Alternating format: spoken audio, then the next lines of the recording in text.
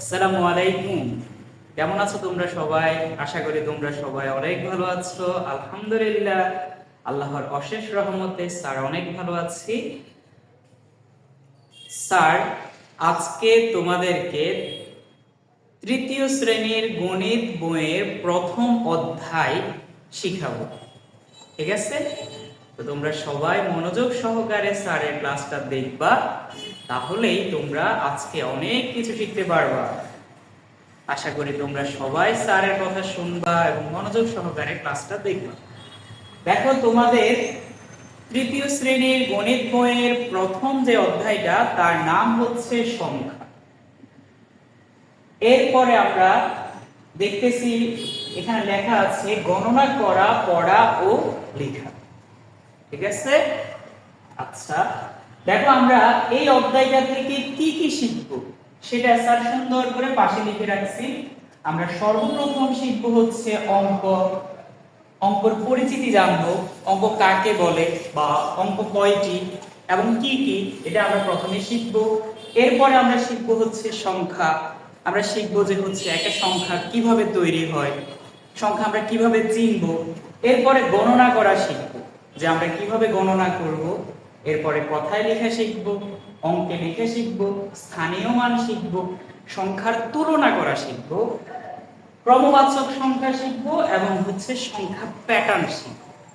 ঠিক আছে? তো তোমরা একটা একটা করে স্যারের সাথে শিখে শুরু করো। দেখো, অঙ্কটা কি জিনিস আমরা আগে এটা শিখবো। অঙ্ক অঙ্ক কি এবং অঙ্কের ব্যবহার কিভাবে করতে হয়, অঙ্ক কয়টি এবং কি কি, এটা আমরা জানার আগে ছোট্ট করে একটা উদাহরণ জেনে নিই। যেমন তোমরা বাংলা পড়ছো না? ইংরেজিও তো পড়ছো। তো বাংলা সর্বপ্রথম তুমি কি শব্দ শিখছিলা?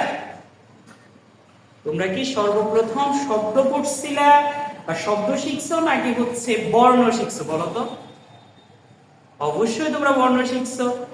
তো বর্ণ, বাংলা বর্ণমালা কয়টি?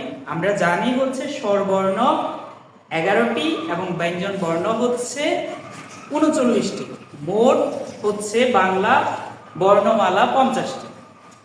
এই 50টি বর্ণমালা শিখার পরে তোমাদেরকে শিখা লাগছে কার চিহ্ন, একার, আকার, রসিকার, দীর্ঘিকার।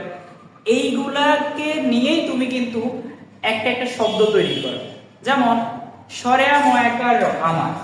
দেখো, সরেয়া ময়াকার র, আমার।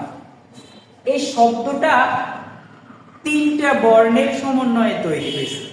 তিনটা বর্ণের মাধ্যমে এই শব্দটা লেখা হয়েছে। তো যেমন বাংলা আমরা এইভাবে শিখছি, ইংরেজিতেও আমরা কিন্তু 26টা লেটার শিখছি, লেটার বা বর্ণ শিখছি। ঠিক আছে? ওই 26টা লেটার বা বর্ণ কি তোমরা আশা করি সবাই জানো, এ থেকে জেড পর্যন্ত। এখন ওইগুলো যদি আমরা না শিখতাম তাহলে কি আমরা এম ওয়াই হলে কি হয় সেটা জানতে পারতাম না। এম ওয়াই তে হয় my, F A T H E R, father. এই যে ফাদার শেখার জন্য আমাদেরকে সর্বপ্রথম কি শিখা লাগছে? অবশ্যই বর্ণ। ঠিক আছে? এরপরেই তো আমরা শব্দটা শিখতে পারছি। ঠিক তেমনই করে দেখো, আমরা যদি সংখ্যাকে চিনতে হয় তাহলে আমাদেরকে চিনতে হবে অঙ্ক, কারণ অঙ্ক দিয়েই সংখ্যা তৈরি করা হয়। ঠিক আছে?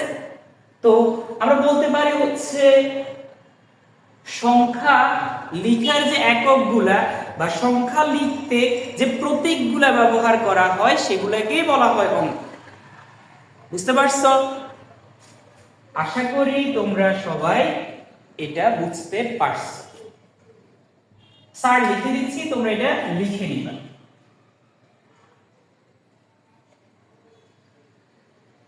সংখ্যা লিখার জন্য ব্যবহৃত চিহ্ন বা প্রতীককে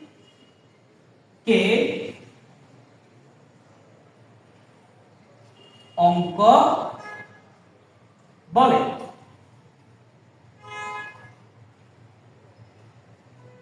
তাহলে আমরা কি শিখলাম? অঙ্ক কাকে বলে? সংখ্যা লেখার জন্য ব্যবহৃত চিহ্ন বা প্রতীককে অঙ্ক বলে।